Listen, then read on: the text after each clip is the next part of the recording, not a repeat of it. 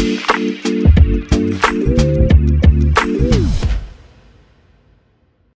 right, hello, and welcome back to another episode of the Chase Thomas Podcast, where I am still the aforementioned Chase Thomas, coming to you live from Knoxville, Tennessee, down there in Dacula, Georgia. My good friend, fellow University of North Georgia alumni, Matt Green, is here. Matt, good evening, sir. How are you? Good evening, sir. It is good to be back, talking ball like we do every week. And for those viewers, for those very keen eyes on our YouTube channel, they might notice a little something different going on in my background here. Mm-hmm. This is an addition, sir, to our shrine. We got the Coca-Cola Georgia National Championship edition. Saw this one at Publix, had to go ahead and snag it. I mean, I got the 1980 bottle, as I think a lot of diehard Georgia fans do. It's iconic, really. So Coca-Cola going with the specialty release. So had to cop those, get those. Hopefully they're not iconic or anything for Georgia fans, because hopefully we're doing this every few years, winning championships, and we don't have to wait 40 more years. But yeah, well, if 1980 was any indication, that one will definitely not just be an iconic once-in-a-lifetime situation based on the University of Georgia's national championship history. You should be fine. Yeah, man. We'll see. Kirby, it's a new era, you know. Mm-hmm. But, hey, I got like an extra six-pack, so maybe they'll be worth something one day. There you go. But you said you went to Publix. Was there not a Kroger nearby that you were just like, I really need to get into Publix where the lights are bright and we want to be helped at all times? And yeah, man, you're the only person that dislikes Publix, I swear. I really am. I'm on an island because I think other people like that. They like the sunny, cheery disposition that everybody has. I mean, they did my wedding cake, and they did a great job. I used Publix for the wedding cake. They did a good job. There you go. Quit hate. It's where shopping and working is a pleasure. Not an ad, but it could be. I remember that's what they said in their little... When I worked at Publix, right? It was a previous time for me, previous chapter of my life. But I remember that's what they used to always say in those employee training videos, where shopping and working is a pleasure. That's dangerously close to Chick-fil-A. Yeah, they're definitely... They're in the same family. They feel like they're in the same family. What's the word I'm looking at? There's some synergy there with Chick-fil-A and Publix for sure. Well, don't forget, folks, you can watch this very show on youtube.com/Chase Thomas Podcast. Like and subscribe. If you're watching this on YouTube right now, make sure you hit that like button and subscribe, share it, all that good stuff. As we continue growing our YouTube channel, you can also listen to us on Apple Podcasts, Spotify, wherever you get your podcasts. Just go ahead and hit that subscribe button. New episodes every single day here on the Blue Wire Pod Network. You can also email the program if you have any college football questions for us, any questions in general about the show, at chasethomaspodcast@gmail.com. Matt, not a lot of news over the last week. We had a bunch of news we had to talk about with Jeff Collins and Herm Edwards, and just there was a lot of coaching movement, a lot of stuff going on this past week. But as of right now, the biggest thing is just the Dennis Dodd report today on CBSSports.com that you can go check out there, kind of illuminating where expansion's going next. And it looks like the Pac-12 is the conference that falls, where the ACC is kind of locked in and they're safe for a decade or so because of their grant of rights deal. But we'll see what happens after that. But with the Big 12 beefing up and chasing half of the conference and the Big 10 still chasing the other half of the Pac-12, someone was going to get eaten and gobbled up, and it looks like the Pac-12 is the one that gets gobbled up. What do you make of it, Matt Green? Yeah, like you said, it's one of these conferences, one of these Power 5 conferences had to be cannibalized in order for this super conference thing that college football seems to be turning into, in order for that to happen. So, and I feel like we've all thought like USC and UCLA by themselves just don't make sense in the Big Ten. So the Big Ten just can't be done. I'm sure they're gonna, snag a couple, whichever other schools they want, whether it be Oregon and Washington, is kind of what it sounds like. And then the Big 12 get the teams they want, and then I don't know whoever's left over. Like, it's unfortunate, It's like there's a reason all these conferences originally became conferences. Like, we need a conference out there on the Pacific Coast. But with the industry being what it is, money and realignment and all that, it's a lot to get used to. Well, maybe the Mountain West steps up and they become the SEC of the West Coast in the years to come to Magary. Maybe the Fun Belt of the West Coast. I mean, yeah, the Fun Belt right there. I just it looks like it will be, and like you said, this was something where I'm not surprised, and I've said for months that I think the Pac-12 is the one to go because the contract, the TV negotiations are going on right now at a bad time for them. They just got cannibalized by the Big Ten with USC and UCLA. It was never just going to be those two. Like, the traveling never made sense. Like, you were not getting just UCLA and USC. It's not happening. There is no way that's happening year over year that's the schedule for these guys. So Stanford and Cal obviously going because Cal is like, we're the main school here. This is UCLA. We're the UC part of this. So Cal Berkeley, yeah, we're also going. If you're taking UCLA, you're taking us as well. And then you get Stanford for the academics, and they kind of fit that mold as well in the Big Ten. I just wonder what it means. So how many teams we add? So you're including Stanford, Cal, Washington, and Oregon. Washington and Oregon. So the Big Ten's going to take 6 of them. Yes, total. So what? They're up to 16 right now, right? If we're including USC and UCLA. Mm-hmm. So that puts them at even 20 right there. Yeah. Still don't have Notre Dame in the conference. Well, I don't think Notre Dame's going anywhere. I still just think Notre Dame's staying put for a while. I do not think we see Notre Dame join a conference until they are absolutely forced to do so. I just don't see it. I would think that if they go, this is the structure I'm against, by the way. That's been thrown around of the top 4 conference champions are the top 4 seeds, and then it's at large after that. I just don't think that's the way to do it. Do it like the NCAA tournament does, and we'll take conference championships into account, but 2 1 seeds could potentially be from the same conference. So I hope they don't do it that way, but I think that's what would cause Notre Dame to get into a conference because, well, if we're ever going to get a first round bye in the playoff, like, we have to be in a conference. I think that's the only thing that would really shove them into a conference, which would, I guess, at this point, it would have to be the ACC.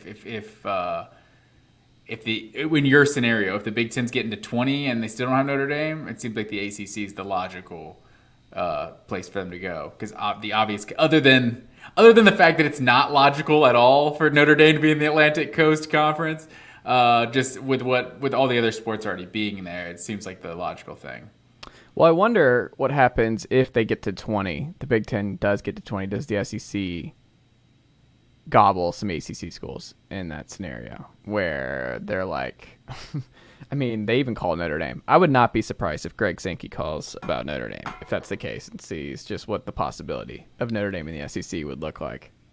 Honestly, it's like blasphemous to even say that, but you're right. If they get up to 20 and then the SEC is still sitting here at 16, they're not just going to add Appalachian State and Georgia Southern. Like, it's going to be someone that really impacts the brand, like a North Carolina or a Notre Dame, something big like that. Well, I mean, it's probably Florida State, Miami, North Carolina, and then who do you think is the 4th one in that scenario? I don't know. I've always thrown out Duke and North Carolina as a package, like, because I think they're getting split up. I don't think the SEC is taking Duke. Basketball rivalry that's like just so huge. Maybe UVA is the 4th one. Yeah, I don't know. We'll see. Time will tell. I'm cool with this. I want to see how this 16-team conference works out. I'm really excited about hopefully the 3-6 rotation model that they're looking at. There you go. So we'll see. We got a long way to go for talking about a 20-team conference. Well, Matt Green, we're already in week 5 of the college football season. My Tennessee Volunteers have a bye this weekend, so I can just turn my attention to everyone else outside of the Georgia Bulldogs, who will win by 49 points or more once again. So everyone who's not a Georgia football fan, don't waste your time. Just watch the Brock Bowers highlights, see what crazy stuff he does, and then move on with your day. But This is week 5. It's amazing. This college football season, it always blows our mind every week or every season how fast it goes. Like we're already in week 5 is bonkers to me. But here we are to refresh listeners as we get into our pick'em. Matt Green, where are we at going into week 5? Where are we at, sir? So overall, you still have the lead through 4 weeks of the season. I guess 4.25 weeks of the season, whatever you want to call week 0. And you are 34-13 overall. I'm 30-17 overall. And then against the spread, we are deadlocked, sir, at 22-23-2. And then we got Zeus with his home dog of the week is 2-2 on the season. So we'll see if we can keep the good. But he's got 2 straight wins, so let's see if we can all keep the good vibes going into week 5. I mean, hey, there we go. Just keeping it moving. We'll see if Zeus can get over 500 this week. Feeling pretty good. I'm curious to see where Zeus went. Matt Green, where are we going first in our pick'em, sir? We're going with the college game day, game of the week. NC State at Clemson. Clemson is a 6.5-point home favorite. What are your thoughts on this one, sir? Clemson barely survived last week. The way Dave Clawson put it in the post-game presser following Wake Forest's loss to the Wildcats, to the Tigers in double overtime, was they just made one more play than we did. Like, that was it. They made one more play. I think this Clemson team's beatable. And they're gettable, and I would feel a lot better if this was a home game for NC State.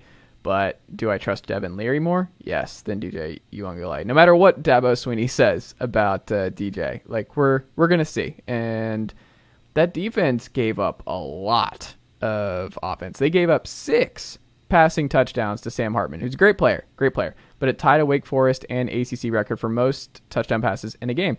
We just don't see that from Clemson anymore. Like, that was something that we just never thought anyone, like you saw Georgia Clemson last year, where that's just a one-score game, like a very, very low-scoring game. Clemson's defense was the thing that kept them in the double-digit win territory last year. No offensive touchdowns either. Right. Now the defense is a little bit beatable, a little bit gettable. I just think Clemson is just not who they were in the peak Lawrence and Watson era years. And there's a come down effect, and I think it's gradual what's happening in Clemson. I mean, they're not going to fall off a cliff or anything. I just think they're more of a 10-2, 9-3 team now to me, and closer to the top ACC programs like the Wake Forest, the Pitts when they have a Kenny Pickett type, the NC States when they have a Devin Leary. I mean, NC State just beat Clemson last year. That is something we saw. Like, that happened. It's asking a lot, though, for them to do it in back-to-back years. Like, that's different territory for NC State to pull this off in back-to-back years. I would feel a lot better if this was at home. And going to Death Valley, it's asking a lot. I want to pull the trigger on the Wolfpack. I think Clemson's gettable. I'm looking at the schedule. I think they're going to drop a couple, but I don't think it's to NC State this week. And I think Clemson wins, but it's another close game. So give me Clemson to win, but NC State to cover. I feel like you wanted to do it, but you didn't do it. Clemson's won 15 of the last 17 in this series. Last win that Clemson had, or that NC State had at Clemson, was 2002, which was also the last time they went back-to-back in 2002 and 2003. Last time they beat Clemson in back-to-back years. I think you stated a lot of the reasons why this is going to be a tough game for Clemson. I think the biggest difference, there's a chance that NC State's offense is not quite as prolific as Wake Forest. I think that could be one of the better offenses in the ACC this year. But I do think NC State is going to be up there. And the difference is Wake Forest has like the 90th ranked defense in the country. Like, everybody is scoring on them. Right now, NC State's got the 8th ranked defense in the country, giving up 6 points per game. And they were 14th in the country last year. So I think they're a much more, like, they're not just going to get in this shootout, like, yeah, you can't stop them, but they can't stop you type of thing. Like, I think NC State is going to get more stops than Wake Forest did, and I think they're going to put up some points. And I think NC State's going to go on the road and get this done. Oh, you have the win. You don't even have them covering. You have NC State pulling this off. This is the 2022 ACC champions right here, sir. I think we've yet to see the best game from NC State so far. Like Devin Leary, he's been fine, but I think he's still got another level to reach. And I think this Clemson defense, I don't know. We'll see. But yeah, I'm going NC State, going on the road and getting the upset. I don't have it for this week. You know where I have? I've already circled it. 2 weeks out. It's at Florida State, at Doak. That's where Clemson falls. Is at the Doak. But is that even an upset? Like NC I think State, that'd be an upset. They might be favored at Florida State. Maybe you think Florida State would be favored in that one? Well, I'm saying you're saying Clemson or NC State? No. You're saying Clemson's going to lose at Florida State. Yeah, that's the one I've got. Gotcha. I've got that one. And then Clemson, they go to Notre Dame in November, and we'll see what Notre Dame. I mean, they're figuring some stuff out. I see 10-2 for this Clemson team, but I don't see it at home. It's just their home record is preposterous, Matt Green. Like I had it in the preview series where like it's something bonkers. Like when was the last home loss for Clemson at home? I know they lost to Pittsburgh that year. I think they won the national championship with Watson. Mm-hmm. I know they lost to Pittsburgh. I want to say that was at home. That's like 2016. Okay, so that's 2016. They had the longest home winning streak in college football. 28 games. That's the last one? That was the last one. That was Pitt. Yeah, so that goes way back. You know who else? NC State had a shot at one point in there. Like I remember missing a field goal like to win it and then lost in overtime or something like that. Well, you know what's funny too? I mean, just man. That's wild. Yeah, Clemson, it's not happened in a very long time. All right, but keeping it moving, this is our Friday night game. We got Washington at UCLA, and UCLA is a 2.5-point home dog in this one. UCLA feels like the Ole Miss or Kentucky of the pack, maybe more Ole Miss, because Kentucky did play it. Oh, I was going to say Mississippi State. They're more like the Ole Miss of the Pac-12 right now. They're 4-0, but I have no idea how good this team actually is. Like they've beaten up on a bunch of cupcakes. I feel like Washington feels like a team that's been more battle tested. Like Michael Penix Jr. is looking like they beat the crap out of Michigan State. Yeah, he's looking like 2020 Michael Penix Jr. So I'm feeling Washington on this one, going on the road and getting the win.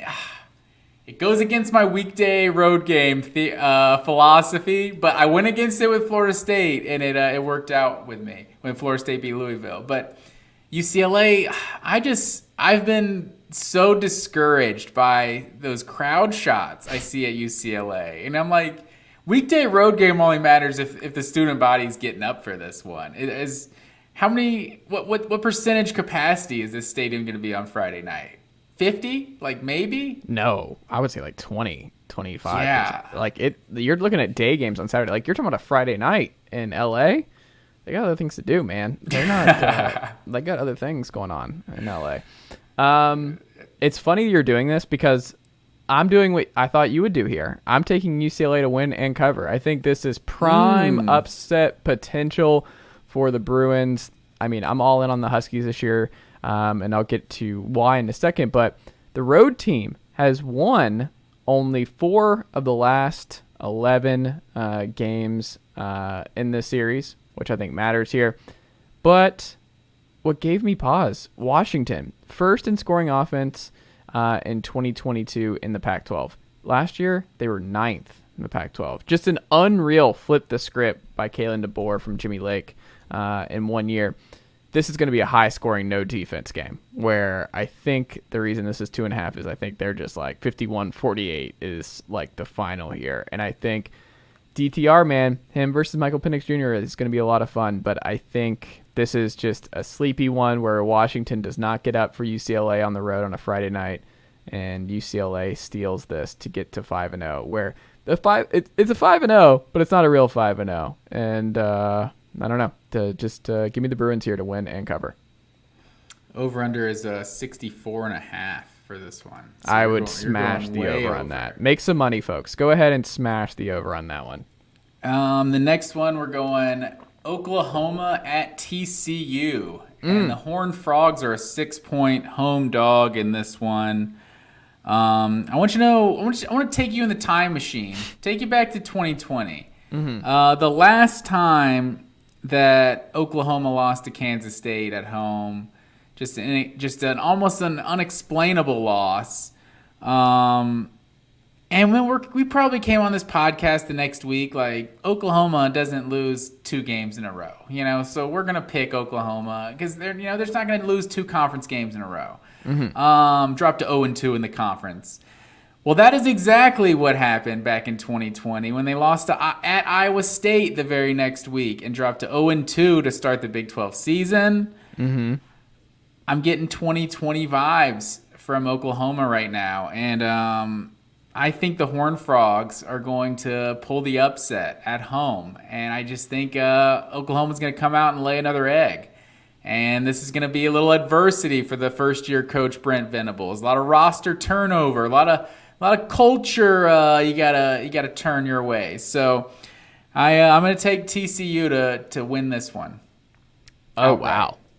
TCU, you're all in on the Max Duggan experience, who was not supposed to start this year. Chandler Morris gets hurt, and insert Max Duggan, who I swear has been at TCU for like 37 years at this point. The forgotten quarterback that just no administration has apparently wanted, and he's just worked, and he's been really good. His stats to this point. So Duggan has completed 47 of 61 passes for 695 through the air, 8 TDs. He has not thrown a pick. He's first in the nation in passing efficiency with a 216 quarterback rating, while ranking third in completion percentage, completing 77% of his passes. So good stuff from CBS Sports on that. Here's the thing. That's not what happened last week against K-State. You're asking me to believe Brent Venables gets diced up on the ground by Adrian Martinez and the Kansas State Wildcats, and then the following week to get diced up through the air?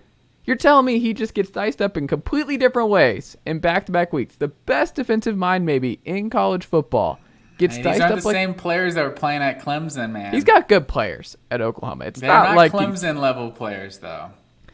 I can't do it. There is no way I'm doing this. I am not going to have the Oklahoma Sooners going back-to-back and losing to TCU at home, getting thrown all over at home. Back-to-back weeks, can't do it. Give me Oklahoma to win and cover. I bet you said something very similar back in 2020, and the Cyclones had a different plan. We got another disagreement. This is a great start. You might make up some ground this week. We got a great start to this week, and I know there's going to be more. Keeping it moving, our noon slate on ESPN.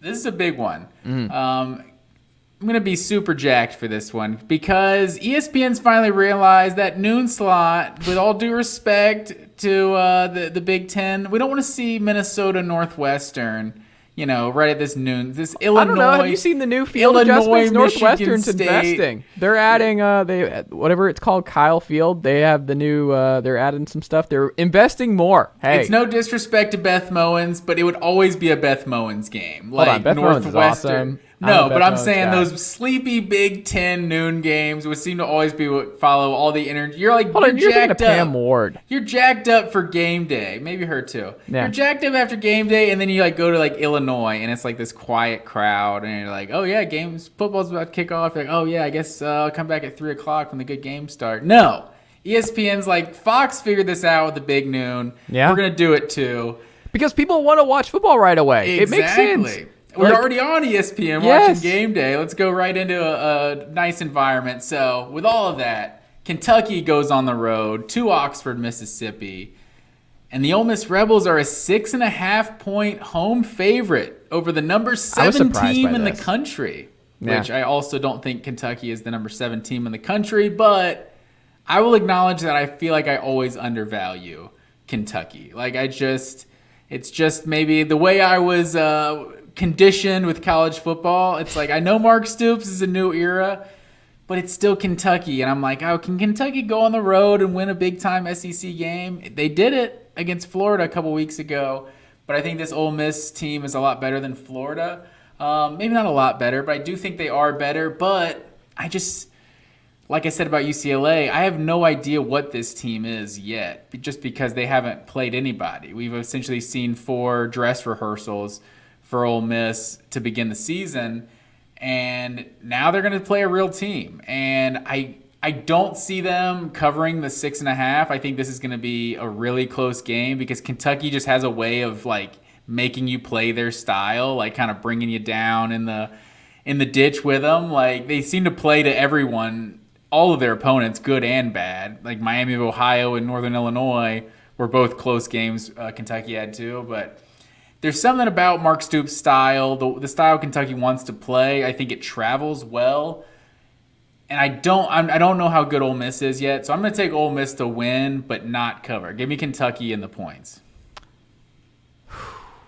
This was tough. And also Lane Kiffin, I love Lane. Lane is just, like, the guy has no fear. Like, this week just calling. So I have a quote for you. Did you see what he said about the fans at Ole Miss this week? No, I didn't see that. Okay.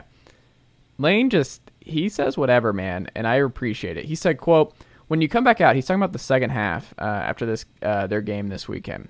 When you come back out, run out of the tunnel, and it looks like a high school game, you can't let that affect you. I've tried social media for 2 years, but I'll worry about what I can control.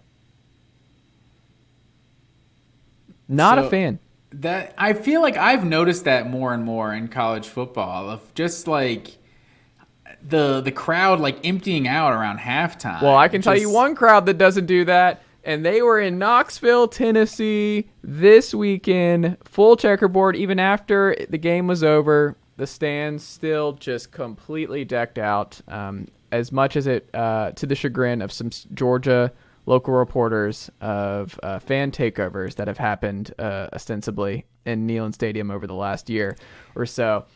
I had a press credential to a UGA game a few years ago, and my phone was dying, so I was like going to my car to get a phone charger, and I knew I could get back in the game, and I'm just seeing all these people just flooding out at halftime. I'm like, they can't. I even asked somebody, I was like, they can't get back in the game, right? Like, no, they're just leaving. It's like, that's so weird. The game, it was like I think it might have been the Tennessee game actually, 2018. And it was like a 2013 game at the half or something. Like, it was not a blowout by any means, but it was What's the strange. view like at UGA's press box? Is it good? Oh yeah, it's incredible. And I think they're moving it because I think it's so good. I think they're gonna turn it into more box seating type stuff. Oh, yeah. That sucks. Because it's the 200, it's the 300 level. I think is the seats that are right below the press box, and that's that's the big time. That's the perfect section you want. It's just it's something about how high up you are, but you're far enough away to see everything. It's pretty ideal. I got to dap up Elijah Holyfield for the game. I got you. Well, I'm glad you were able to do that, Mac. I remember this kid running around the field.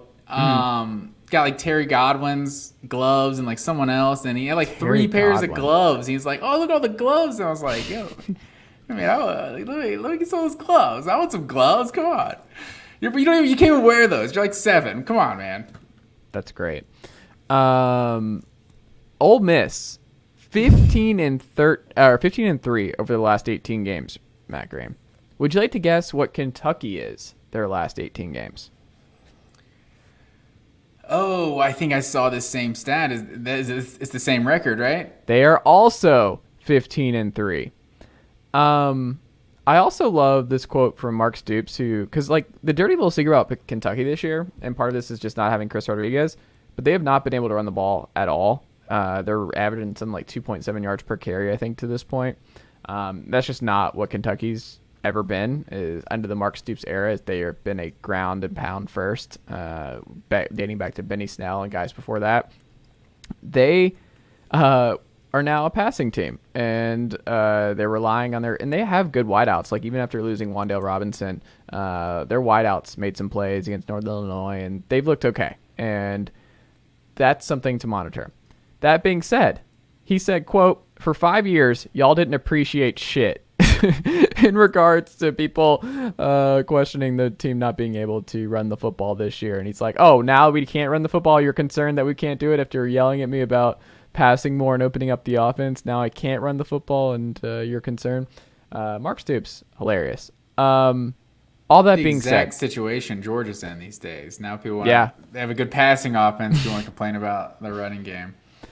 I've gone back and forth. I think this was the hardest one to pick for me, Matt Green. And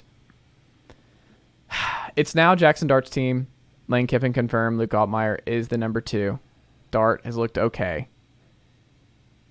The thing that I go back to, Kentucky can't pass block either. They're not running the football. They're, I believe, last in the SEC in sacks given up. Like, Will Levis is running for his life back there, preparing to do his Matthew Stafford in the Detroit Lions, because that's who he's just getting compared to. So he has to experience just playing behind a bad offensive line before he gets to the NFL. Comparison I do not understand. You get it all the time. Not even the same type of player. It's like compared to like Josh Allen or something, if you want. Not that he's that good, but that's at least more the style he plays. I just don't believe in the parameters of what Kentucky needs to do to win. And I am going to take Ole Miss, but Kentucky covers. Okay, so we agree on that one. I think it's going to be super close. Wouldn't be surprised if it's a field goal difference, but the offensive line sucks. I like Ole Miss's pass rush. I like that there is some certainty now with the quarterback situation. I like that Zach Evans is going to be able to run on this team. And I just don't trust what Kentucky's shown to this point offensively. Like, I don't see it. But I want them to win. Like, I want Kentucky to be as good as humanly possible going into Tennessee weekend. Because it's been nice. Like, Tennessee being right behind Kentucky is just bulletin board material. Like, I need that on the wall for as long as possible. You need that? Mm-hmm. I'm only rooting for Kentucky because Ole Miss, these uniforms they're busting out this week with this. Have you seen this? Have you heard about this? This white with light blue splotches. Well, that's what Lane Kiffin's been wearing. Like, he wears all this. Yeah. That's what their helmets are going to look like this week, and I can't pull for that. So you don't like them? I think they look pretty cool. No, they're awful. Come to the sit, man. I do not condone that, and so for that reason, I will be rooting for the Wildcats. But wow. Other than wanting my pick to be right, so it can hedge my bet there. Mm-hmm. And then moving forward, we got Purdue at Minnesota. The Golden Gophers are a 10-point home favorite. Nice Big Ten West showdown here. And I really like Minnesota. I think you've seen with Mo Ibrahim back healthy how good they can be running the ball. I think right now they are 10th in the country in scoring offense, 45.8 points per game, and 2nd in the country in points allowed. And that's pretty good if you're scoring a lot of points and not allowing a lot of points. And Purdue's just the 3 Power 5 games they've had have all been decided by by an average of 3 points a game. They're 1-2 in those games. I just think Minnesota is the class of the Big Ten West this year, to be honest. And so I'm going to take them to win this one by double digits. So give me Minnesota to win and cover. We agree here, my friend. I also have Minnesota. Like, Minnesota, my Big Ten West team of the year. I think Aiden O'Connell's also out for Purdue in this one, last I checked, so I don't think they'll have their quarterback in this one. But Tanner Morgan, the most efficient quarterback in the country, which is amazing. There's a lot of Tennessee parallels there, but here's a stat for you that I like going into Purdue, where I think they're going to be able to play keep away and keep this Purdue offense off the field. Minnesota. Where would you guess they are in third down conversion rate in the country right now, Matt Green? 10th. Good guess. They are first. They are the best third down team in the country. 78% conversion rate on third down. That's almost 8 out of every 10 third down. They're converting it. So that's not bad at all. Give me the Gophers. Win and cover. This is the year of the Gopher. Yeah, so Tanner Morgan, last season, 10 touchdowns to 9 picks. Played 13 games. That's every game they played last year. They went 9-4 with a guy throwing 10 touchdowns and 9 picks. They had a win streak down the stretch, right? Didn't they? I feel like they won a lot of games late. Or am I misremembering that? You could be right about that. But what I was going to say was 2019, he was 30-7, and they went 11-2. So I think whichever Tanner Morgan we get is determining what the ceiling is for this Minnesota team. I would agree. And the Tanner Morgan we've seen, I think, is a good one. For sure. And then keeping it moving, we got Texas Tech at Kansas State. The Wildcats are a 7.5-point home favorite. The Giant Killers in the Big 12, Texas Tech and Kansas State. How do they follow it up? I look at Texas Tech last week, and honestly, I feel like they played the perfect game. Like they went 6 of 8 on fourth downs. Won the turnover battle 2-0. Donovan Smith didn't throw an interception. He's thrown multiple interceptions, like multiple games in a row before that. So I just don't think they're going to play another game that perfect. So I'm going to take Kansas State to win this one. It's going to look more like the Missouri game. Maybe not that big of a win, but I see Kansas State winning this one by multiple touchdowns. We disagree here. Kansas State 122nd through the air to this point. So, yes, they were able to upend Oklahoma, but it was all through the ground. It's a little different than what they're going to be up against. The number 3 passing offense in the country. Number 1, UW. Number 2, the greatest university on the planet, the University of Tennessee. And then the Texas Tech Red Raiders at number 3. We're back in that you're going to have to score a bunch of points. The thing about the Red Raiders is they can have the turnovers, where that has been the biggest issue for them is that their turnover margin was quite bad to this point in the season. I think they are still at 114th in the country. Do you know where they're not, or who's not near there? Kansas State. They are number 11 in the country in turnover margin. So they don't turn the ball over. They have only they have not thrown an interception to this point, and they have turned the ball. They have gained 7 interceptions. But yeah, so they have only lost 1 fumble, and lost 1. Nobody is USC, who we'll get to, and their insane turnover margin to this point in the year. But I don't see it. They're going to have to pass. Adrian Martinez is going to have to pass. Do you know why he is going to have to pass Matt Green? Why is that? Texas Tech's defense isn't very good, but they're good at one thing. They are 28th in the country stopping the run on defense. Their secondary is just trash. Like, they're getting cooked through the air. Where they're not getting cooked is on the ground. This is a mismatch for the Wildcats. Give me the Red Raiders.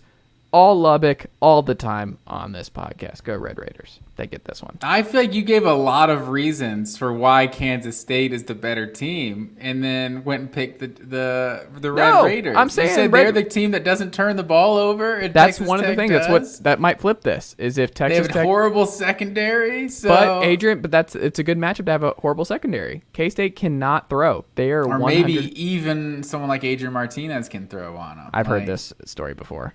I mean, I don't know. We'll see. I feel like you were talking yourself into Kansas State when you picked Texas Tech. So, all right, we got another disagreement there. So that's cool. Keeping it moving. Our 3:30 CBS game.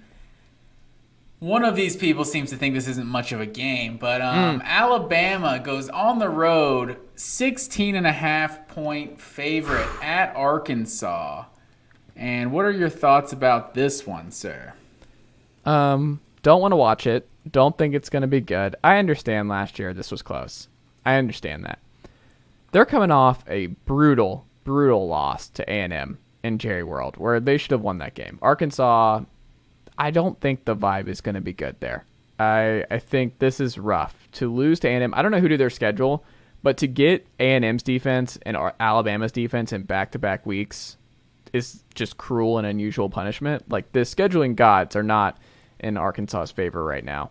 And you look at where Bama is. People really freaked out about the Texas game. We're like, Texas just might have a really good defense, and Texas just might be, when all healthy, they're a good team, top 10, top 15 team when they're all healthy. Alabama is fine. And I think people just really lost it when it comes to Alabama and where they're at. They're top 10 now in both scoring offense and scoring defense, they're going to be okay. They're even, I think, in the top 15 in rushing offense at this point now. People do this every year now. They just want to talk themselves into a Bama close game. And I get that Arkansas was close last year. It felt more like there was more momentum. There's just something a little bit off about this Arkansas team. And getting A&M the week prior, they're beat up, man. This Arkansas team's beat up. I don't think they're going to be able to go into Tuscaloosa and keep this close. I think Bama wins. No, this is at Arkansas. Or at home. I don't think they're going to be able to withstand the body blows that Bama's going to throw their way. I think Bama wins and covers. I think you are misjudging Sam Pittman's program here, sir. I think this is a strong culture at Arkansas. And I didn't say it's not a strong culture, but they run the football. Bama's the number 4 run defense in college football right now. You can't run on him. You tell me KJ Jefferson can't pass? I'm saying he's going to have to pass a lot. He's not out-dueling Bryce Young. And that's where I think it comes down to. Alabama's secondary is not good.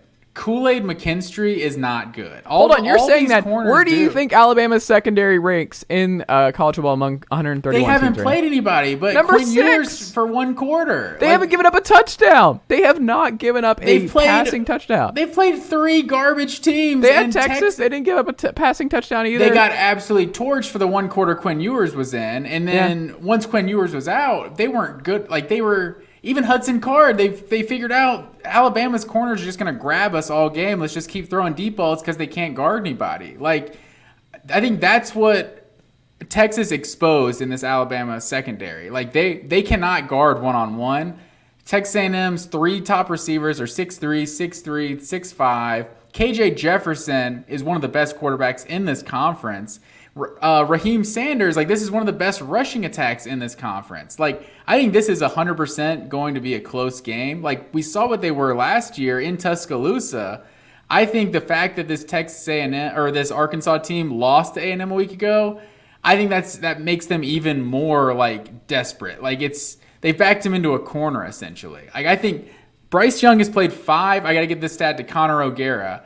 5 true road starts in Bryce Young's career. 4 of those games have been decided by 3 points or less, and the ones they've won they've only won them by 2 points or less. So I think Alabama has not been the same going on the road the last couple years, and I think Arkansas is going to upset Alabama and win this game. I'm taking Arkansas. Winning, I called it before the season started. I think this was the most dangerous game on Alabama's regular season schedule was at Arkansas. I think like they lost to A&M, but they were the better team. Like you could watch that game. Like they were about to go up 21-7 when that fumble that was taking back 100 yards for a touchdown happened. Like that completely swung the game. Like Arkansas is a very good team, and I think that place we've seen what that environment is. I feel like we forget about how much tradition, how much passion and everything Arkansas has as a program because they were just so bad for so many years with Bielema and Chad Morris. Like, that place is going to be absolutely rocking, and I think Arkansas pulls the upset. Wow.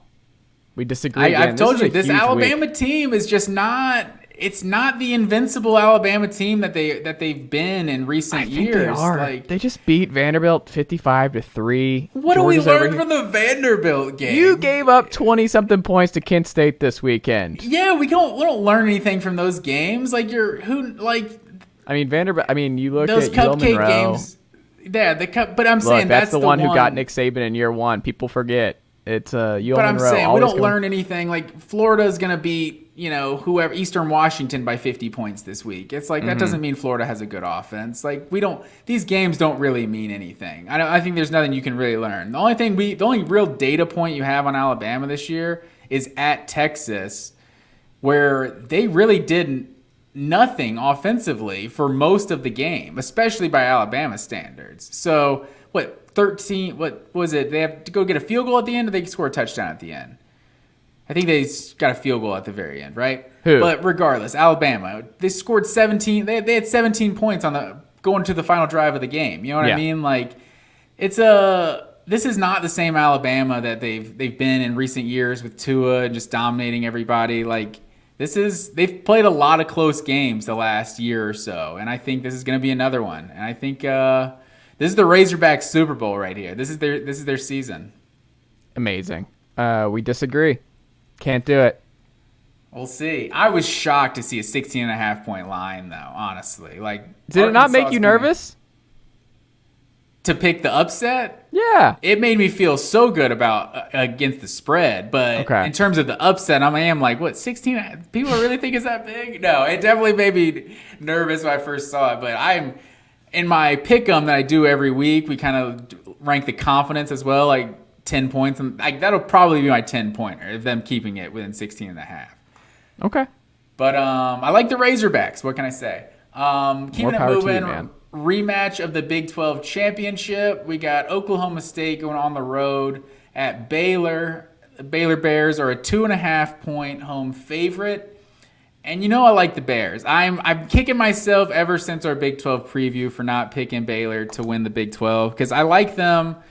Obviously, I think last week I was on this podcast saying I thought Oklahoma had been the best team in the Big 12 at this point, but now I think it's Baylor. I think Baylor's looked really solid, but also Baylor haunts Spencer Sanders' dreams, and that's what this comes down to. So 2021 and 2022, when Spencer Sanders does not play against Baylor, he's thrown 25 touchdowns and 8 picks. He seems to be a very competent quarterback. And when he does play against the Baylor Bears, he's thrown 1 touchdown and 7 picks. So I think the Baylor Bears just have they had some voodoo on Spencer Sanders. And I think Blake Shapen's looked real good this year. I like this defense. I'm going Baylor to win and cover. Magary, we disagree again. Oh, man. We disagree again. Oklahoma State have won 11 of the last 13 meetings against the Baylor Bears. Spencer Sanders, a different quarterback this year, much better than Blake Shapen to this point in the season. Over 1,000 yards already and 13 total touchdowns in 3 games for Spencer Sanders. I do think it's interesting that if this game comes down to a last-second field goal, both teams through this first month in the season have only kicked 2 field goals. Baylor 1 of 2, Oklahoma State 2 of 2. So not a lot of field goal traction there. So if it comes down to one team needing a field goal to win, I'd be a little nervous if I was either fan base. But I'm a believer in this offense. Spencer Sanders has got this thing cooking. Oklahoma State is the Oklahoma State of yesteryear. They have revenge on the mind. They should have won last year. The stop at the goal line was insane. They were a college football playoff team if they get in there, probably. Give me the Cowboys to win here. Revenge game. Can't see Gundy going down twice. Can't do it. All right. Put it on the board. Keeping it moving down to the ACC, we got Wake Forest going on the road in Doak Campbell Stadium, and the Florida State Seminoles are a 6-point favorite. This is tough because we don't even know when this game's going to be played and if it might get moved and like what's going on with the hurricane. Like some games are already getting moved. I think Florida got moved to Sunday. I don't know. I'm concerned about this one. That's a good point. Yeah, I didn't even consider that. I guess it's supposed to move kind of east, right? The hurricane, and that's go up to Orlando, Gainesville, and like South Carolina and stuff. So maybe Tallahassee will be all right. So I guess we'll see. But assuming it gets played, what are your thoughts? I think it's played. I just don't think it's going to be played in the same day, and it might just be weird conditions and stuff like that. This is tough because Wake Forest was right there and really should have beat Clemson. And you look at it and you're like, all right, Wake deserves a lot of credit for coming very close there. The visitor, though, has lost 4 of the last 5 in the Wake Forest-Florida State series. However, Wake Forest has won 2 straight against Florida State. Jordan Travis, though, number 2 in the country in quarterback efficiency behind just Tanner Morgan and just ahead of our 2 quarterbacks, Hendon Hooker and Stetson Bennett. Jordan Travis quietly a great run to start this season for the Noles. This was tough for me because, like, do I see Wake going back-to-back losses here. Just brutal losses against a really good Clemson team and obviously a really much improved Florida State team. But I think that's what's happening. I think Florida State wins this game at home, moves to 5-0. I think they're cooking with fire here. And Wake is going to just drop some. They're not going to be the Cinderella story from last year where ACC championship team. I think they're a 9-3, 8-4 type team this year. So give me the Noles in a ball control game where they're, I think, top 20 in time possession. Wake in the bottom 10 in FBS. So if Florida State's able to run the football, able to keep long drives and play keep away from Wake Forest, which I think they'll be able to do, I think they play the game they want and win at home. So give me Florida State to win and cover. Are you doing all right? Was that difficult for you? With the Sam Hartman against stuff? Your boy Sam Hartman?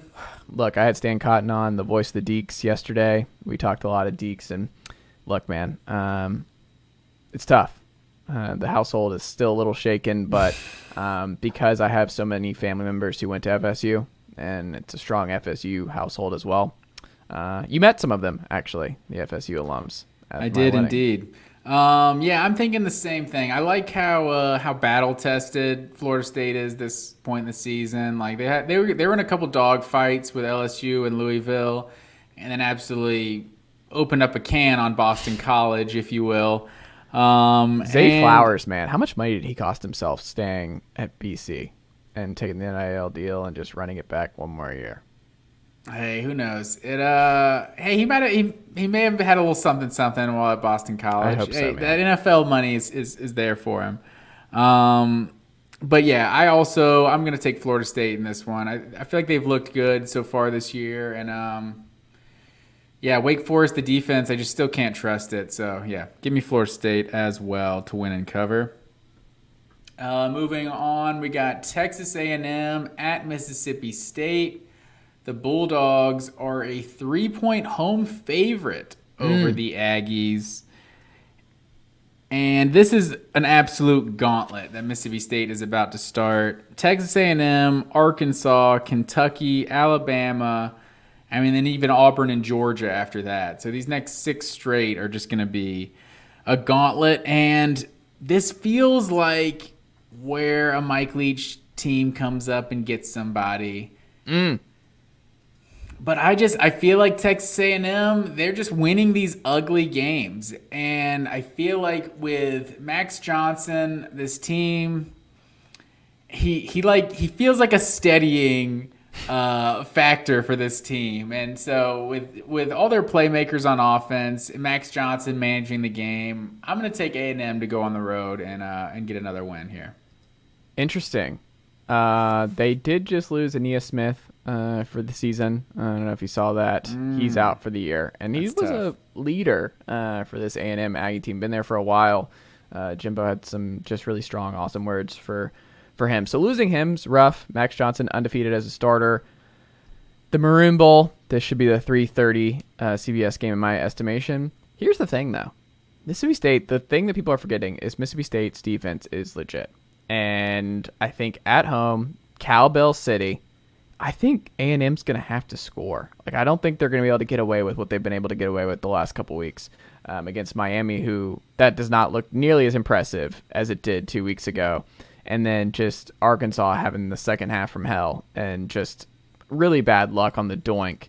I think people are now overconfident in the Aggies that they figured some stuff out. They should have lost to Arkansas, and the Miami win does not look nearly as impressive with Tyler Van Dyke not even being the quarterback at Miami anymore. And just they're kind of in a tailspin. So I think Mississippi State's still a top 15 team. And when people are like, oh, rank Kansas, rank Mississippi State. Mississippi State's a top 20 team in this country right now. So give me big win for the Bulldogs at home. I think they win, and give me the Bulldogs to win outright. We got a lot of disagreements on the slate this week. This is like the make or break moment for the season. It really is. Because if I went out big this week, Matt Green, I'm picking everything the same that you do from here on out. Like, I'm just coasting. I'm sitting on the ball. I'm kneeling it for the rest of the way. Texas A&M did win their last visit to to Davis Wade Stadium, but they lost. They lost the previous 3 before that after joining the SEC. So we'll see what happens. And then the last one, we got LSU and Auburn. LSU at Auburn, I should say. Auburn is a 9-point home dog in this one. And I really have no idea what to expect in this game, even though this is always a great game. Right now, these brands are not where either of them want to be, but 5 of the last 6 matchups in this one have been decided by 1 score. But right now, we don't know who the quarterback is at Auburn. Is Zach Calzada going to get some looks this week? No, he's out for the year. Calzada's out for the year? Yeah. Now? Oh, we'll see. What are they on 4th string? That's what I'm saying. They're out. I don't know whose 4th string is. I don't know. It's not it. He got some run last week. Auburn quarterback. What is his name? Yeah, he's number 4. Because I thought Ashford left the game, but he came back. So I think he's hurt. Is he out for this one? Gariner is his name. Holden Gariner. That's not a good situation for the Tigers. And LSU kind of feels for the Auburn Tigers, I should say. LSU just feels like they're not quite as bad as maybe people expected coming into this season. And the big win over Mississippi State. I think Mississippi State's a better team than Auburn. So, yeah, give me a 2-touchdown win for LSU in this one. Yeah, I don't see it. I think LSU wins big in this one. The LSU offense is quietly humming. Jaden Daniels is actually putting up some pretty healthy stats right now, so I think LSU wins big. I think Auburn. Is this when Brian Harsin gets fired? I was about to ask you the exact same thing. I think it depends on how ugly it is. Yeah, I think that's probably because what's the rest true. of Auburn's schedule after this? Oh, I'd have to pull it up. I'm pulling it up right now. Okay. Oh, yeah, this is it. So we're in the farewell tour for Brian Harsin. So after this game, he goes to Georgia on the road, at Ole Miss, and Arkansas at home, and then at Mississippi State. It's over. But why fire him after the first one, right? You just want to get out of there. I think just see how he maneuvers this little run. Well, I think it's at here. home. That makes it worse. So I think it's one of those where I don't think he gets fired for a road loss at Georgia or something. I think it has to be a home one. I will say there's at Georgia and at Ole Miss, and then a bye week. Yeah. So a bye week, gives you a little extra time, get the interim guy, kind of rally the troops, if you will, kind of get things how you want it. I think the bye week might be a good time to do it. But that job is going to be so fascinating this offseason. You like the Deion Sanders name getting thrown out there in that one? I don't think Deion's. I was literally just talking to Rashad, who used to cover them in Jackson State before we got on here, and Shador is still got, I think, 2 years of eligibility at Jackson State. I don't think he's leaving. Bring him on over to Auburn. Well, that's the whole thing. Is I think he would have to bring everybody, and I don't know. I think it would just. I don't know. We'll see. The commitment part of it, and if he's willing to make that jump. Auburn isn't even an AD right now, so they gotta figure some stuff out. I think it's an absolute mess. I do think they're gonna pivot though. You went the outside the box, it's kind of like the Gene Chizik thing, and then you're like, all right, we got to go back to our bread and butter. All right, Gus Bus, Arkansas high school coach, fun and gun offense. He's gonna do really well in the community, all that kind of stuff. But he's still outside of the box. He not really. He's an Arkansas guy. But he had a couple years as the Auburn OC. But for the most part, he's a high school coach, and he was Arkansas State and everything. Yeah, but the footprint's there. I just think they're gonna flip back to a Southeastern Conference ties kind of guy. Maybe it's Todd Monken. I don't know. I don't think Mel Tucker's leaving Michigan State anytime soon. I don't think Todd Monken will be a college head coach personally. I hope they don't go after Alex Golish. I hope they don't do that. Monken seems like if he leaves, he'd leave for an NFL job, maybe a coordinator job or something in the NFL. He seems like he's got a pretty solid setup where he does very minimal recruiting for Georgia, and if you're the head coach of a program like Auburn, you have to be hitting the ground running. That recruiting has to be the number one job of whoever Auburn gets. Like, I mean, the priority is Lane Kiffin. That's the first call I'm making if I'm Auburn. Like, you're not happy about the turnout. Do you think you've reached the maximum of what you can do? they've done it before. Yeah. Tuberville. They poached Tuberville from Ole Miss. That's true. Man, that would really add an element to the Ole Miss Auburn rivalry right there. I mean, Kiffin versus Saban for a couple of years and the Iron Bowl. That'd be great. Kiffin versus Kirby in the Deep South's oldest rivalry every year. Yeah, I think that would definitely be interesting. Auburn already seemed like a transfer before the portal even happened.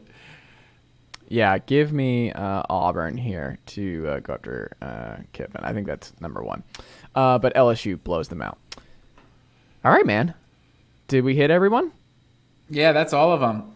Well, there's a couple other games going on that we can run through. Michigan at Iowa is something to monitor at noon because it's at Iowa, and that's like one if Michigan gets caught. It gets lost in the sauce in the cornfield of Iowa. Seems to be tricky for Michigan. Yeah. Keep an eye on that one at noon. That's the big noon kickoff. The atmosphere is going to be electric. For sure. You get Rutgers at Ohio State. That will not be the case. You get Iowa State at Kansas. Sneaky interesting at 3:30. Kansas, biggest test this season thus far at home, trying to stay unbeaten. I think Michigan State at Maryland is going to be fascinating. Michigan State not having the kind of season they want. Maryland coming so close to Michigan last week. Do they bounce back and take care of business there? Let's see. Is there any other big ones that we should hit on as we wrap up here? Georgia at Mizzou. What's the spread there, Matt Green? It's actually 28 right now. And after seeing Missouri last week versus Auburn, it's just – they look like a really bad football team. And I think Georgia should go in. I think Kenny McIntosh, I think there's talk that he's not going to make this trip. He hurt an ankle last week versus Kent State. But I think for the most part, Georgia actually getting more healthy. I think they had a few guys out. Jalen Carter and A.D. Mitchell were both out for the Kent State game. But, so Georgia actually I think is getting more healthy. But, yeah, I think Georgia's never lost in Columbia, Missouri, and I don't expect that to start in 2022. So, yeah, I think Georgia should go on the road and take care of business.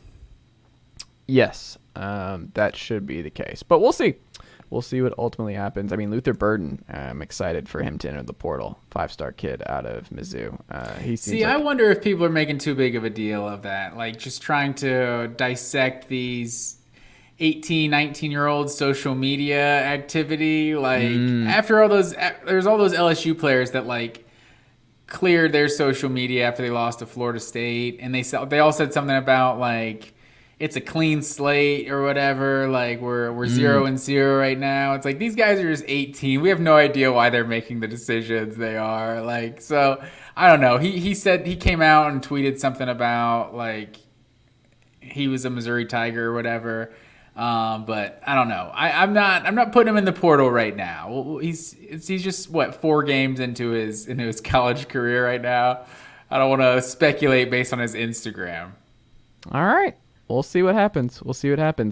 I hope he does. I imagine Georgia was one of the 2 or 3 teams he picked. Hold on.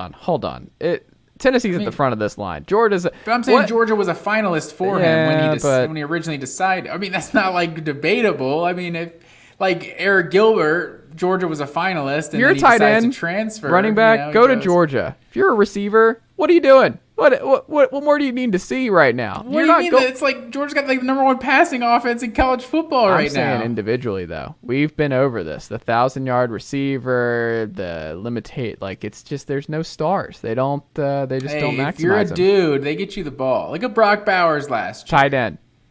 He's a weapon. He's an offensive weapon. You call him whatever you want. Like, I mean, the guy almost had 1,000 yards and like 13 touchdowns last year. Luther just feels like a Vol to me. He feels like the natural replacement to Cedric Tillman on the outside. Hey, he could be. He's not a that Missouri big, though. Tiger like right now, though. He's only 6 feet. He's not a big dude. Yeah, I mean, he's more dynamic, like making plays after the catch. I think he's not a Dorial Green Beckham, who was huge. And how'd that work out for him? That did not go well. He was one of the bigger busts, I think, as far as being the number 1 5-star receiver. Like Especially that, like, you look like Calvin Johnson coming out of high school. Like, never really got anything from that guy. Speaking of another one where it was like, how much longer do you see Eli Drinkwitz at Mizzou? Not really going well. That's one that, yeah, we really haven't talked about at all. And there's no momentum this is there. what, year 3? Yeah. Year 3 is still too early to pull the trigger, but I don't know. Not He's one of excited those. right now. Yeah, he's one of those. He talks a little too much shit to be losing as much as he is. Like, he's got a swagger. Like, I respect it, but like, I don't know. I think the shit talking to Boston College and then losing to them kind of took him down a peg. I mean, there's just the ceiling. Like, they're kind of screwed. Like the SEC East, like the lower tier schools, like Vanderbilt, they're not to that level screwed. But like, I talk to so many people in this industry, and everybody likes Clark Lee, and they're like, oh, watch out. And it's like, where are the wins coming? Like, the difference is, like, you want to build Wake, you can build Wake at Wake Forest because it's the ACC schedule. Like, you can do that there. Vanderbilt still plays an SEC schedule, and I don't know where the wins come from. You cannot build a Wake in a 10-win Vanderbilt. Like, it's just not, with Tennessee being up, with Georgia being up. James Franklin did it for he a few did it years when, there in a row. Not when Tennessee, Florida, Georgia were all up. Like, that was not part of it. But like, I mean, in Kentucky, right now, Florida's not up. Well, I mean, like, Kentucky's up for Florida. But at least, like, Missouri and South Carolina aren't exactly powerhouses or anything, and Florida's not where they should be right now. Like, where they you still have to play a couple SEC right West games. Like, no, it's true. I don't see it. Like, I just don't see the path. You got to split them off. You're Vandy. You got to get out of here. It's definitely a difficult schedule for sure.